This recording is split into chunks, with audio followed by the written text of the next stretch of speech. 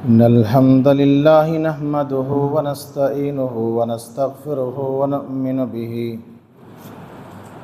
व नऊज़ु बिल्लाहि मिन शुरूरि अनफुसिना व मिन सय्यिआति अमालिना मन यहदिहिल्लाहु फला मुज़िल्ल लहु व मन युज़लिल फला हादिय लहु वअशहदु अल्ला इलाहा इल्लल्लाहु वहदहु ला शरीका लहु वअशहदु अन्न मुहम्मदन अब्दुहु व रसूलुहु या अय्युहल्लज़ीना आमनुत्तक़ुल्लाहा हक़्क़ तुक़ातिही व ला तमूतुन्ना इल्ला व अंतुम मुस्लिमून या अय्युहन्नासुत्तक़ू रब्बकुमुल्लज़ी ख़लक़कुम मिन नफ़्सिन वाहिदा व ख़लक़ मिन्हा ज़ौजहा व बत्थ मिन्हुमा रिजालन कसीरन व निसाअ वत्तक़ुल्लाहल्लज़ी तसाअलून बिही वल अर्हाम इन्नल्लाहा काना अलैकुम रक़ीबा या अय्युहल्लज़ीना आमनुत्तक़ुल्लाहा व क़ूलू क़ौलन सदीदा युस्लिह लकुम अमालकुम व यग़फ़िर लकुम ज़ुनूबकुम व मन युतिइल्लाहा व रसूलहु फ़क़द फ़ाज़ फ़ौज़न अज़ीमा अम्मा बअदु फ़इन्न ख़ैरल हदीस किताबुल्लाह व खैरल हदी हदी मुहम्मदिन सल्लल्लाहु अलैहि वसल्लम व शर्रल उमूरि मुहदसातुहा व कुल्ल मुहदसतिन बिदअह व कुल्ल बिदअतिन ज़लाला व कुल्ल ज़लालतिन फिन्नार फ़क़द क़ाल अल्लाहु तबारक व तआला फ़िल क़ुरआनिल मजीद अऊज़ु बिल्लाहि मिनश शैतानिर रजीम व इन कान ज़ू उसरतिन फ़नज़िरतुन इला मैसरा व अन तसद्दक़ू खैरुल लकुम इन कुंतुम तअलमून। हर तरह की तारीफ़, बड़ाई और बुज़ुर्गी अल्लाह रब्बुल आलमीन के लिए लायक़ व ज़ेबा है, जिन्होंने हमें और आपको दुनिया के अंदर अनगिनत व बेशुमार मखलूक़ात को पैदा फरमाया।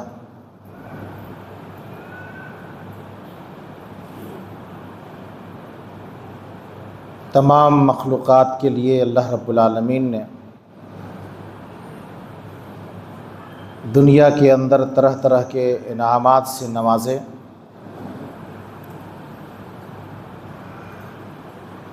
बादहु दरूद व सलाम नाजिल हों जुमला तमाम अंबिया अलैहिमुस्सलातु वस्सलाम पर,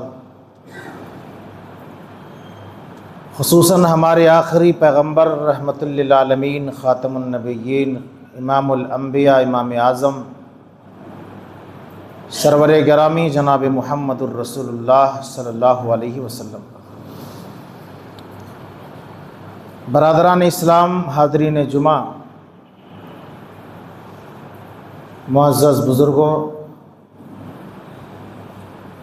नौजवान साथियों, अज़ीज़ बच्चों, इस्लामी ख़वातीन,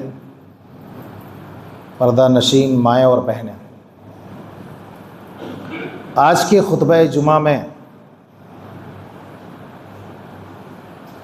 एक नहायत ही अहम और नहायत ही दिलचस्प मौजू है। दीन में मुआमलात की अहमियत। वक्त और हालात के एतबार से ये मौजू नहायत ही अहमियत का हामिल है, नहायत ही हसास है। इस मौजू की बड़ी अहमियत और ज़रूरत है। आम तौर पर दीगर मौज़ूआत पर बयानात होते हैं, लेकिन इस तरह के मौज़ूआत पर बहुत कम बयान सुनने को मिलता है कि मामलात हमारा और आपका कैसा होना चाहिए, मामलात क्या है, मामलात किस चीज़ को कहते हैं और दीन में मामलात की अहमियत क्या है। वक्तन फ़ौक्तन इस मौजू पर बयान होना चाहिए और मामलात की अहमियत को हमें और आपको समझना चाहिए। तो आइए बात करते हैं दीन में मामलात की अहमियत। सबसे पहले ये समझना होगा कि दीन कहते किसको है, दीन किसको कहते हैं। जिस दीन पर हम चलते हैं, जिस शरीयत पर चलते हैं, जिस मज़हब पर चलते हैं, ये दीन क्या है। दीन कहते हैं अकायद को, हमारा और आपका अक़ीदा जो इस्लाम के ताल्लुक़ से है, कुरान और हदीस के ताल्लुक़ से है, इन अकायद को कहते हैं। दीन इबादत को कहते हैं। जो भी इबादतें हम करते हैं उन इबादत को, मुआमलात को, आपस में लेन देन, कर्ज़ वगैरह का मामला, मुआशरत को, मुआशरे के अंदर, समाज के अंदर मिलजुल करके रहते हैं, अखलाकियात को, आपस में मिलजुल करके रहना, अखलाक से रहना, प्यार और मोहब्बत के साथ रहना, इन तमाम के तमाम चीज़ों के मजमूए का नाम दीन है। यानी दीन जो है वो अकायद, इबादात, मुआमलात, मुआशरत और अखलाकियात का नाम दीन है। अब देखिए मुआमलात किसको कहते हैं। मुआमलात कहते हैं बाहिमी लेन देन को। आपस में जो हमारा और आपका लेन देन का मामला होता है, आपस में हम और आप जो तिजारत करते हैं, बिजनेस करते हैं, आपस में हम और आप जो ख़रीदो फरोख्त करते हैं, आपस में हमारा और आपका जो लेन देन और कर्ज़ का मामला होता है, आपस में हम और आप सच बोलते हैं, वादा करते हैं तो वादा को पूरा करते हैं, अमानत है तो अमानत को अदा करते हैं। इन तमाम के तमाम चीज़ों को मामलात कहा जाता है। यानी बाहिमी लेन देन, तिजारत, कारोबार, ख़रीदो फरोख्त, कर्ज़ का लेन देन, सच बोलना, वादा करना, अमानत की अदायगी करना, ये सारी की सारी चीज़ें मामलात कहा जाता है। अब ये बातें आपको समझ में आ गई होगी कि दीन किसको कहते हैं और मामलात किसको कहते हैं। अब आइए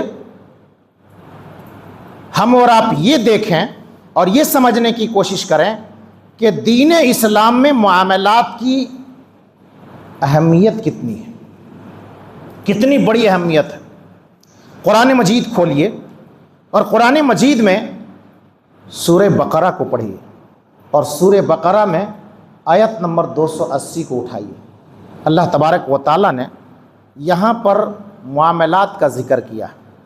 अल्लाह तबारक व तआला ने फरमाया, व इन काना ज़ू उसरतिन फ़नज़िरतुन इला मैसरा व अन तसद्दक़ू खैरुल लकुम इन कुंतुम तअलमून।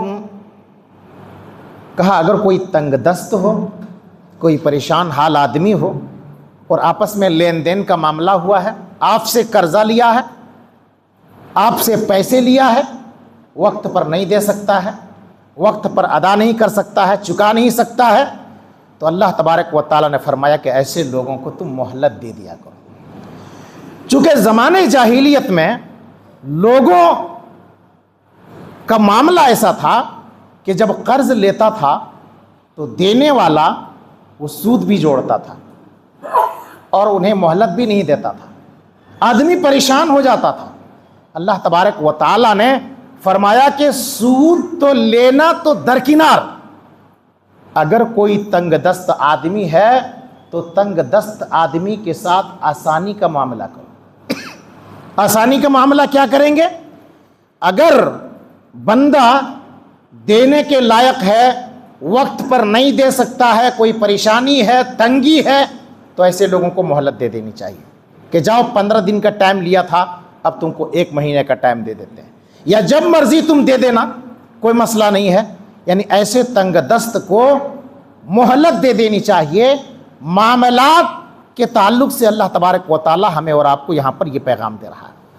और फरमाया कि अगर नहीं दे सकता है, कोई बंदा इतना परेशान है, इतना तंगदस्त है कि नहीं दे सकता है, तो फरमाया व अन तसद्दक़ू खैरुल लकुम।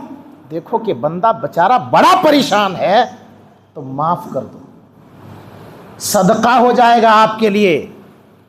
अन तसद्दक़ू खैरुल लकुम, अगर माफ़ कर देते हो तो सदका कर देते हो, ये तुम्हारे लिए सदका हो जाएगा, तो ये तुम्हारे लिए बहुत बेहतर है। लेकिन कर्ज लेने वाला, उनकी नीयत खराब नहीं होनी चाहिए। कभी कभी आदमी कर्ज लेता है तो पहले से सोच लेता है कि ले तो रहे हैं लेकिन देना नहीं। ऐसा नहीं करना, देने की नीयत रखिए, अल्लाह आपके लिए सबील पैदा करेगा, रास्ता पैदा करेगा, और अल्लाह रब्बुल आलमीन आपसे कर्जे का मामला हल करा देगा। वाकई में अगर कोई परेशान हाल है तो ऐसे लोगों के साथ आसानी का मामला करना चाहिए और मोहलत दे देनी चाहिए। अगर तुम इसकी हकीकत को जान लो तो ये तुम्हारे लिए बेहतर है। यहां पर एक नुक्ते की बात मैं बता दूं, बहुत ही अहम बात है कि मुसलमान अगर है, कर्जा लिया है, नहीं दे सकता, मोहलत दे देनी है, उस पर भी नहीं दे सकता है तो माफ़ करने का हुक्म है। अगर माफ़ करने की सलाहियत और ताकत रखते हैं, ये अल्लाह ने मिजाज अगर दिया है तो माफ़ कर दें। अगर कोई गैर मुसलमान है तो गैर मुसलमान को भी आप मोहलत दे दें, गैर मुसलमान को भी आप मोहलत दे सकते हैं।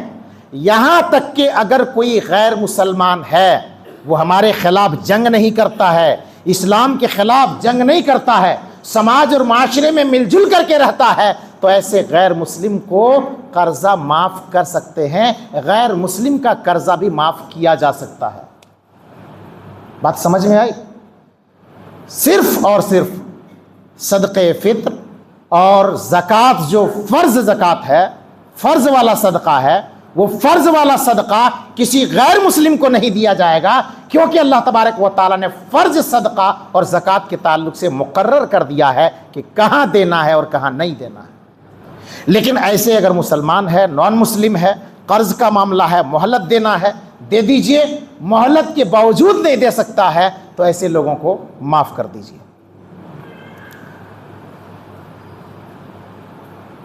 अल्लाह तबारक व तआला ने कुरान मजीद के अंदर लेन देन का मामला बयान फरमाया है।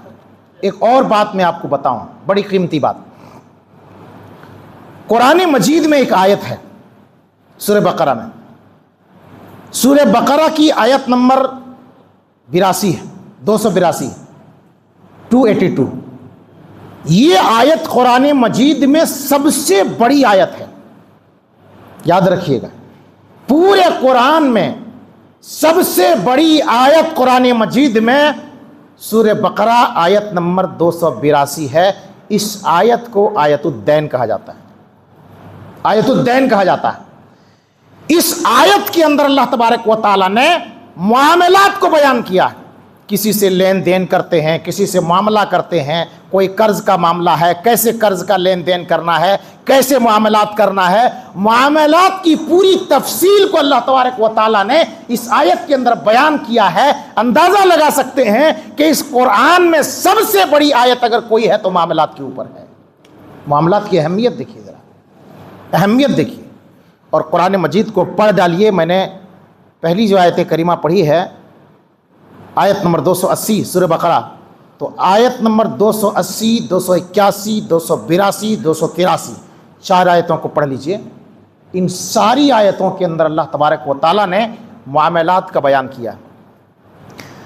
अब एक सवाल है, वो सवाल ये है कि सबसे बड़ा मुत्तकी और सबसे बड़ा दीनदार कौन है? जितने भी लोग हैं, हमारे बुजुर्ग हजरात हैं, नौजवान हैं, बच्चे हैं, मर्द हैं, औरत हैं, मस्जिद में जितने लोग हैं, तमाम के तमाम लोगों से ये सवाल है। हर आदमी आंखें बंद करके थोड़ी देर के लिए सोचे कि सबसे ज्यादा नेक और मुत्तकी और परहेजगार कौन हो सकता है।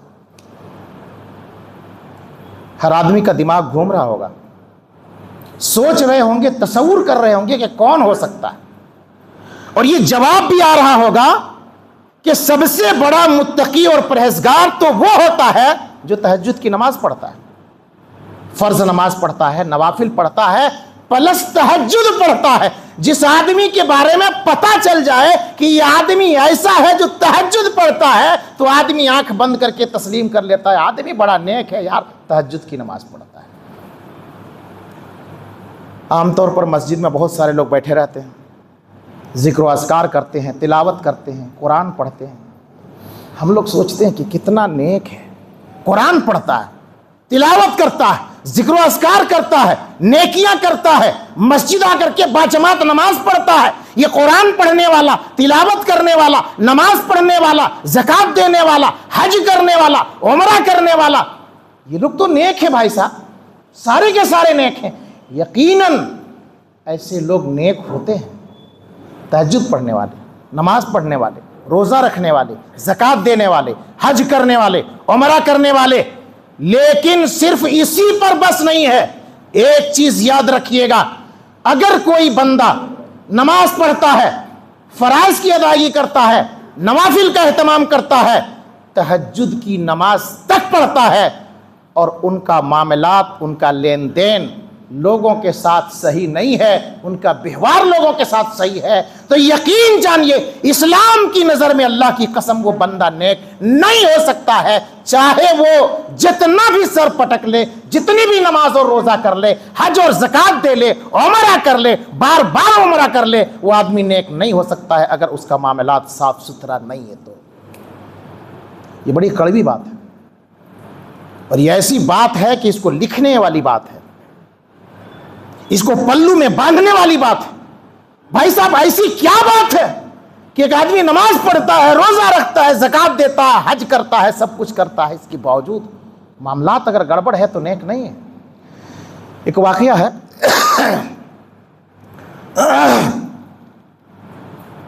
इस वाकये को, इस बात को, ये बात बड़ी कीमती है, बहुत ही कीमती बात है। इस बात को, इस वाकये को इमाम गजाली ने अहयाउल उलूम के अंदर नकल किया, और इमाम खतीब बगदादी ने अपनी किताब के अंदर इसको नकल किया है।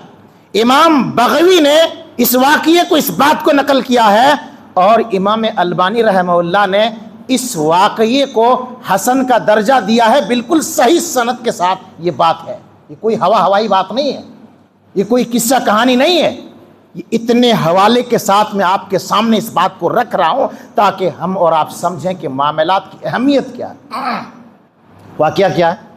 हज़रत उमर रज़ी अल्लाह तआला अन्हु का ज़माना था। हज़रत उमर रज़ी अल्लाह तआला अन्हु के पास एक गवाह पेश किया गया। गवाही देने के लिए कोर्ट में जाता है आदमी, गवाही देता है।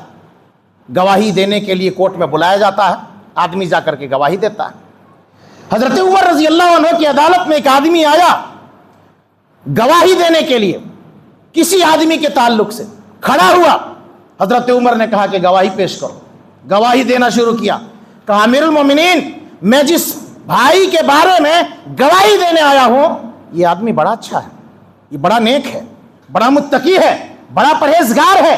इनके ऊपर जो इल्जाम लगाया गया है ये गलत है। मैं गवाही देता हूं ये आदमी सच्चा है, अमानतदार है, अच्छा आदमी है, नेक आदमी है, परहेजगार आदमी है। हज़रत उमर रज़ी अल्लाह ताला अन्हु ने फ़ौरन काउंटर किया, और काउंटर करते हुए कहा, कैसे जानते हो तुम इस आदमी को? इस आदमी को कैसे तुम जानते हो? कहा अल्लाह के अमीरुल मोमिनीन, मैं इस आदमी को जानता हूं। हजरत उमर रजी अल्लाह अन्हो ने कहा यकीनन तुम इसको नमाज पढ़ते हुए मस्जिद में देखा होगा, जिक्र करते हुए मस्जिद में देखा होगा, तिलावत करते हुए तुमने इसको देखा होगा। मैं तुमसे सवाल करता हूं, क्या इस आदमी के साथ कभी तुम सफर किए हो? सफर में आदमी का मामलात पहचाना जाता है, जाना जाता है।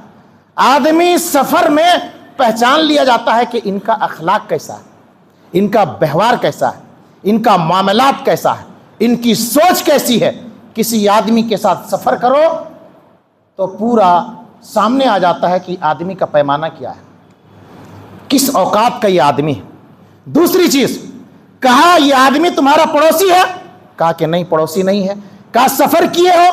कहा नहीं, सफर नहीं किए हैं। पड़ोसी भी होता है एक आदमी का, तो पड़ोस को जानता है, पड़ोसी के मामलात को अच्छी तरह जानता है। क्या उनके साथ व्यवहार होता है, क्या उनके साथ अखलाक है, कैसे उनके साथ मिलना जुलना है, कैसे उनके साथ लेन देन का मामला, एक पड़ोसी दूसरे पड़ोसी को जानता है। कहा जब तुम्हारा पड़ोसी नहीं है, तुम उनके साथ सफर भी नहीं किए हो, अच्छा ये बताओ उनके साथ कोई मामला हुआ है, कोई लेन देन का मामला? किसी को परखना हो, किसी को जांचना हो, लेन देन कर लो, मामलात कर लो उनके साथ। लेन देन करने के बाद पता चल जाएगा कि आदमी कितना नेक है, कितना अच्छा है। देखो जाकर पूछो किसी दुकानदार से जाकर के, भाई साहब आपके यहां से राशन उठाता है, इनका मामला कैसा? पूछो जाकर के किसी टेलर के पास कि तुम्हारे पास कपड़ा सिलवाता है, इनका मामला कैसा? पूछो जाकर के किसी सब्जी वाले के पास सब्जी देते हो रोजाना ला करके, इनका मामला कैसा है, पता चल जाएगा। तो जब तुम इनके साथ सफर नहीं किए हो, इनके तुम पड़ोसी नहीं हो और इनके साथ कोई मामलात तुम्हारा नहीं हुआ है, गवाही कैसे देते हो तुम ये बंदा नेक है? जरूर तुम इस आदमी को मस्जिद में देखा होगा, नमाज पढ़ रहा होगा, कुरान पढ़ रहा होगा, तिलावत कर रहा होगा, जिक्र व अस्कार कर रहा होगा, इसीलिए तुम कहते हो कि बंदा बड़ा नेक है।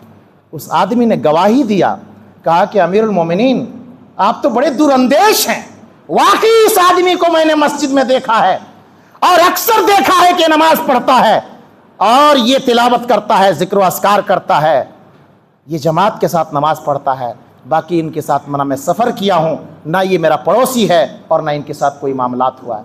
हज़रत उमर ने कहा कभी किसी आदमी के ताल्लुक से इस तरह की गवाही मत देना, जज मत करना, जब तक उनके साथ मामलात नहीं हो, जब तक तुम पढ़ो तुम्हारा पड़ोसी नहीं हो, जब तक नहीं जानते हो, मामलात नहीं हुआ हो, तब तक किसी के बारे में कुछ मत कहो कि आदमी अच्छा है या बुरा है।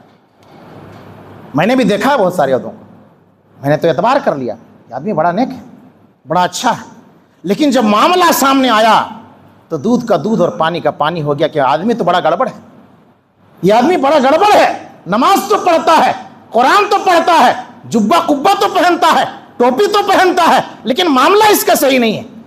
इसलिए मामलात का जो असल पैमाना है वो यही है कि उनके साथ सफ़र कीजिए, उनके साथ मामलात कीजिए, या आपका पड़ोसी हो, आप जानते हैं तो उनके मामलात के बारे में आप जान सकते हैं। मुसलमान कैसा होता है? अल्लाह के नबी सल्लल्लाहु अलैहि वसल्लम ने फरमाया अल मुस्लिमून अला शुरूतिहिम, मुसलमान अपने शर्तों का पाबंद होता है। मुसलमान शर्त रखता है, वादा करता है, बात करता है, अपने बात का पक्का होता है, अपने शर्त का पक्का होता है।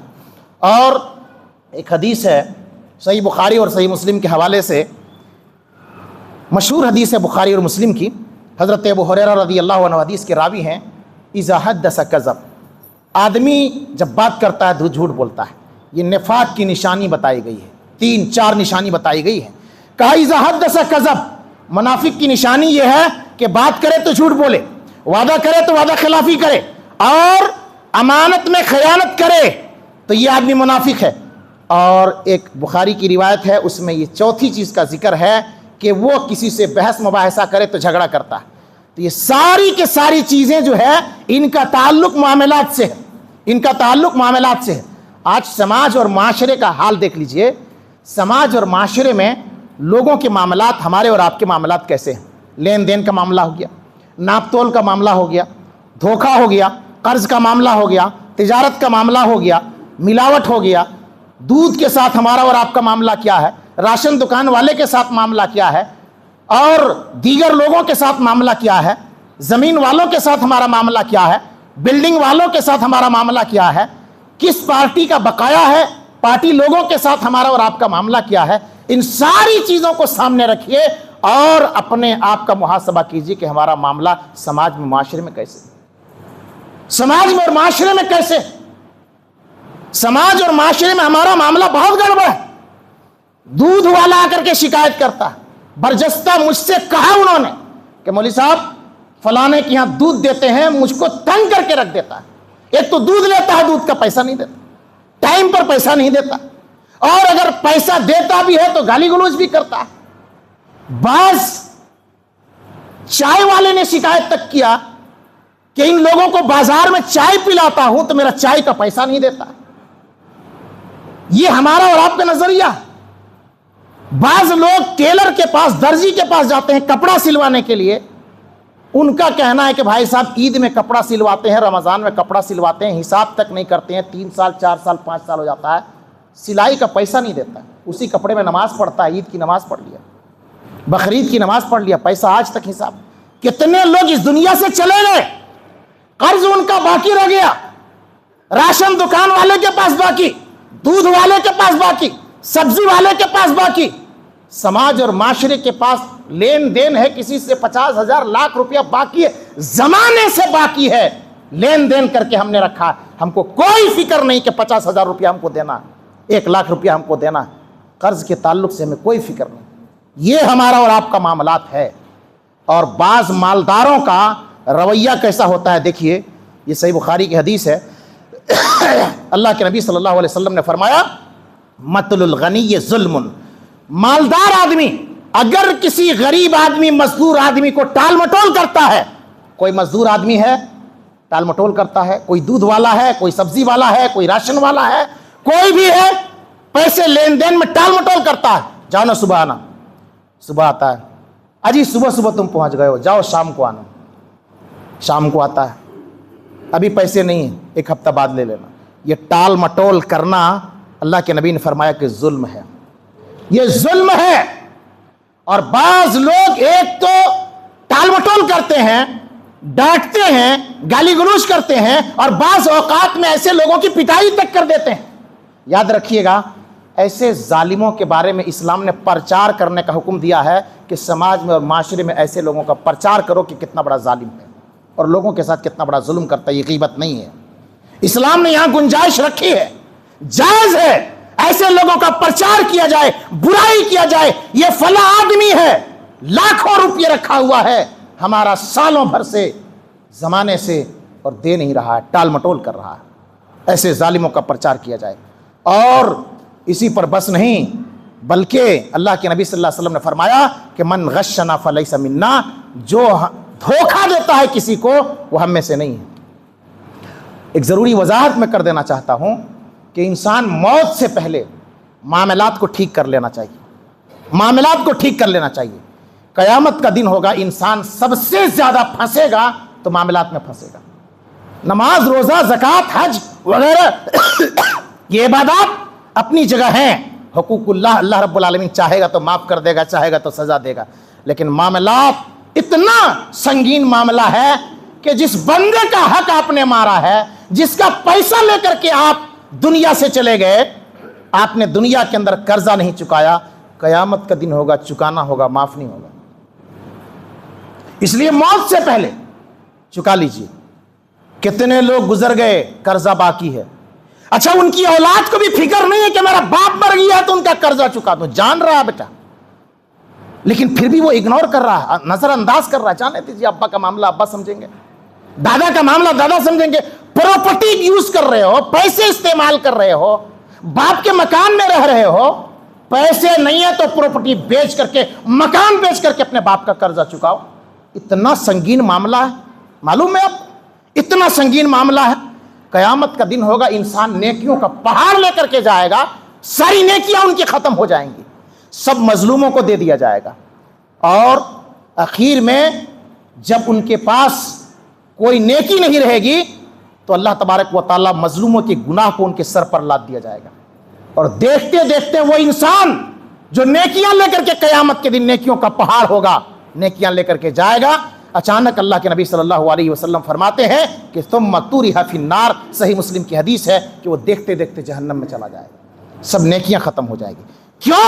इसलिए कि दुनिया के अंदर वो है नमाज, रोजा, ज़कात, हज वगैरह सब किया होगा, लेकिन क्या होगा? वो किसी को गाली दिया होगा, वो किसी पर बोहतान लगाया होगा, वो किसी का माल खाया होगा, किसी का खून बहाया होगा, किसी को मारा होगा और किसी को सताया होगा, सारी की सारी नेकियां उसकी छीन जाएगी। वक्त इजाजत नहीं देता है। एक बहुत ही अहम और दर्दनाक वाक़या है मामलात के ताल्लुक से, जो हमारे लिए और आपके लिए इस हदीस के अंदर बहुत सारी इबरत और नसीहत है।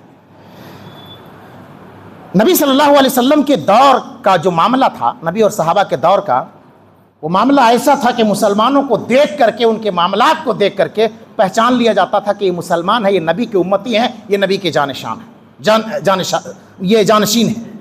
लेकिन आज मुसलमानों का जो हाल है, वो हमारे अखलाक, हमारे किरदार, हमारे मामलात देख करके आदमी भागता है।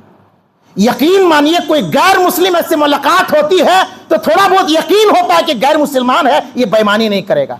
लेकिन मुसलमान के बारे में जब कोई मामला आता है तो फौरन दिल के अंदर ये ख्याल आता है कि मुसलमान है, ये बहुत बड़ा गद्दार होगा, ये समाज के अंदर है। और ये मैंने परखा है, जांचा है मैंने, मुसलमान अक्सर धोखा देने वाला होता है, एतबार खत्म हो गया। और कितना अहम और कितना मामला एक हदीस में सुनाता हूं आपको। सही बुखारी और सही बुखारी के अंदर इमाम बुखारी ने नकल किया है, किताबुल हवालात के हवाले से हदीस है। इमाम अहमद ने मुस्नद अहमद के अंदर इस हदीस को नकल किया है। हदीस की रावी सलमा बिन अखवा है, कहते हैं कि हम अल्लाह के नबी सल्लल्लाहु अलैहि वसल्लम के पास बैठे हुए थे और भी सहाबा थे। कहते हैं कि एक जनाजा आया अल्लाह के नबी सल्लल्लाहु अलैहि वसल्लम के पास, और जनाजा आया, नबी सल्लल्लाहु अलैहि वसल्लम की खिदमत में लोग आए, कहा या रसूलुल्लाह सल्लल्लाहु अलैहि वसल्लम, एक जनाजा आया है, आप जनाजे की नमाज पढ़ा दें। अल्लाह के नबी सल्लल्लाहु अलैहि वसल्लम खड़े हुए और कहा कि इनके ज़िम्मा कुछ कर्ज है? कहा कि नहीं, इनके ज़िम्मा कोई कर्ज नहीं है, कोई कर्ज का मामला नहीं है, सारा कर्ज इन्होंने चुका दिया अपनी जिंदगी के अंदर। कहा कोई माल छोड़ा है? कहा नहीं। कहा कोई बात नहीं। नबी खड़े हुए सल्लल्लाहु अलैहि वसल्लम और आप सल्लल्लाहु अलैहि वसल्लम ने जनाजे की नमाज पढ़ा दी। एक और जनाजा आया, सलमा बिन अकवा रज़ियल्लाहु अन्हु कहते हैं कि दूसरा जनाजा आया, फिर लोग अल्लाह के नबी के पास आए, या रसूलल्लाह, एक भाई का इंतकाल हो गया है। कहा किसका इंतकाल हुआ? कहा फला इब्न फला का। कहा जनाजे की नमाज पढ़ा दीजिए। अल्लाह के नबी सल्लल्लाहु अलैहि वसल्लम खड़े हुए, कहा इनके जिम्मा कर्जा है? कहा कि हाँ, इनके जिम्मा कर्जा है। कहा माल छोड़ा है? कहा कि हाँ, इन्होंने माल छोड़ा है। कहा जो माल छोड़ा है उस माल के जरिए इनका कर्जा चुकाओ। कर्जा चुकाया। नबी सल्लल्लाहु अलैहि वसल्लम जनाजे की नमाज पढ़ाते हैं और नमाज जनाजा पढ़ा करके फारिग होते हैं। एक और जनाजा आता है, अल्लाह के नबी सल्लल्लाहु अलैहि वसल्लम के पास कुछ लोग आते हैं, या रसूलल्लाह, एक जनाजा है। किसका जनाजा है? फला इब्न फला का जनाजा है। क्या कहते हो? जनाजे की नमाज या रसूलल्लाह पढ़ा दीजिए, फला आदमी का जनाजा है, जनाजे की नमाज पढ़ा दीजिए। अल्लाह के नबी सल्लल्लाहु अलैहि वसल्लम खड़े हुए, कहा इनके जिम्मा कर्जा है? कहा हाँ कर्जा है। कहा इन्होंने माल छोड़ा है? कहा नहीं छोड़ा है।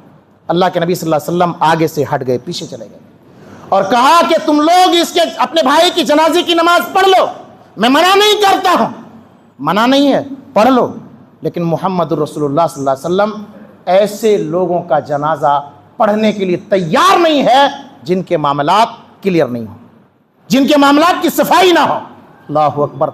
मामलात की अहमियत को अल्लाह के नबी सल्लल्लाहु अलैहि वसल्लम ने किस तरह बताया, और संगीनी और खतरनाकी को देखिए कि अल्लाह के नबी सल्लल्लाहु अलैहि वसल्लम हट गए मुसल्ले से और कहा कि पढ़ लो अपने भाई के जनाजे की नमाज, इनके जिम्मा कर्ज है, कर्जदार के जनाजे की नमाज मैं नहीं पढ़ता, तुम लोग पढ़ लो। सहाबा किराम को इजाजत दिया कि पढ़ लो। अल्लाह अकबर। सहाबा भी कितने नेक थे, कितने परहेजगार थे, कितने मुत्तकी थे। एक सहाबी हजरत अबू क़तादा रज़ी अल्लाह अन्हु खड़े हो जाते हैं, या रसूलुल्लाह सल्लल्लाहु अलैहि वसल्लम, आप पीछे हट गए, इस कर्जदार के कर्ज को मैं चुका दूंगा। अल्लाह के नबी आप जनाजे की नमाज पढ़ा दे। अल्लाह के नबी ने फरमाया तुम इसके कर्ज की जिम्मेदारी लेते हो? हाँ मैं लेता हूं। कर्ज तुम चुका दोगे? हाँ इंशाअल्लाह मैं इनका कर्ज जिम्मा लेता हूं, मैं अपने भाई के कर्ज में चुका दूंगा। या रसूलुल्लाह आप जनाजे की नमाज पढ़ा दे। अल्लाह के नबी आगे बढ़ते हैं और उस भाई के जनाजे की नमाज पढ़ते हैं। इस वाक़ये से हमें और आपको सबक क्या मिलता है कि इस दुनिया के अंदर हमारा और आपका मामला बिल्कुल पक्का होना चाहिए, क्लियर होना चाहिए। कर्जा है, बाप का कर्जा है, दादा का कर्जा है, मां का कर्जा है, चुकाइए। माल बेच करके, गाड़ी बेच करके, सामान बेच करके, जायदाद बेच करके कर्जा चुकाइए। और अगर आदमी मजबूर हो तो ये हमारी और आपकी जिम्मेदारी बनती है, हमारी और आपकी जिम्मेदारी बनती है, समाज और माशरे वालों की जिम्मेदारी बनती है कि अगर कोई गरीब आदमी है, उनके जिम्मा कर्जा है, उनके वारिसीन नहीं चुका सकते हैं, रिश्तेदार नहीं चुका सकते हैं, तो हम सब मिल करके उनका कर्जा चुकाएं। ये हमारी अखलाकी और दीनी जिम्मेदारी है। ये मामलात के ताल्लुक से बहुत ही अहम बातें थी जो मैंने आपके सामने सरसरी तौर पर रखने की कोशिश की और सिर्फ ये पैगाम देने की कोशिश किया कि आज समाज के अंदर, माशरे के अंदर हम और आप जो आपस में लेन देन करते हैं, जो आपस में मामला है, हर आदमी अपने बारे में सोचे। हर आदमी जानता है कि मैं कितना बड़ा बेईमान हूँ, किसका पैसा खाया हूँ, किसका बाकी है, किसका नहीं है। हर आदमी अपने आप के बारे में जानता है। जानते हैं तो अपने मामलात को क्लियर कीजिए, नहीं कर सकते हैं तो पहुंचिए उनके पास और कहिए कि भैया 10,000 रुपया था, मैं 10,000 नहीं दे सकता हूं, 5,000 लीजिए, मेरा मामला क्लियर कर दीजिए ताकि मैं आखिरत में पकड़े नहीं जाऊं। वो भी नहीं दे सकते हैं तो जाकर के माफी तो मांग लीजिए। जिंदगी के अंदर माफी तो मांग लीजिए कि मेरा कर्जा माफ कर दीजिए। दुनिया के अंदर माफी मांग लीजिए। किसी को सताया है तो उनसे माफी मांगिए, किसी को परेशान किया है तो उनसे माफी मांगिए, किसी को गाली गलौज दिया है तो उनसे माफी मांगिए, किसी पर बहतान लगाया है तो उनसे माफी मांगिए, किसी की गीबत किया है तो उनसे भी माफी मांगिए। अपने माँ बाप को सताया है, परेशान किया है तो अपने माँ बाप से माफी मांगिए। अपने भाई को परेशान किया तो अपने भाई से माफी मांगिए। अपने रिश्तेदार को परेशान किया है तो अपने रिश्तेदार से माफी मांगिए, नहीं तो कयामत का दिन होगा, बड़ी जिल्लत और रुसवाई होगी। अल्लाह रब्बुल आलमीन से दुआ है कि अल्लाह तबारक व तआला हम सबको नेक बनाए, हम सबको अपने अंदर तकवा और परहेज़गारी पैदा करने की तौफ़ीक़ अता फ़रमाए और हम सब के मामलात को बेहतर से बेहतर बनाए रखने की तौफ़ीक़ अता फ़रमाए। अल्लाह तबारक व तआला हम सबको जब तक ज़िंदा रखे सिरात मुस्तकीम पर चलने की तौफ़ीक़ अता फ़रमाए और जब ख़ात्मा हो ईमान और इस्लाम की हालत में ख़ात्मा हो। वमा अलैना इल्लल बलाग। बारकल्लाहु लना व लकुम फ़िल कुरानिल अज़ीम व नफ़अना व इय्याकुम बिल आयाति व ज़िक्र।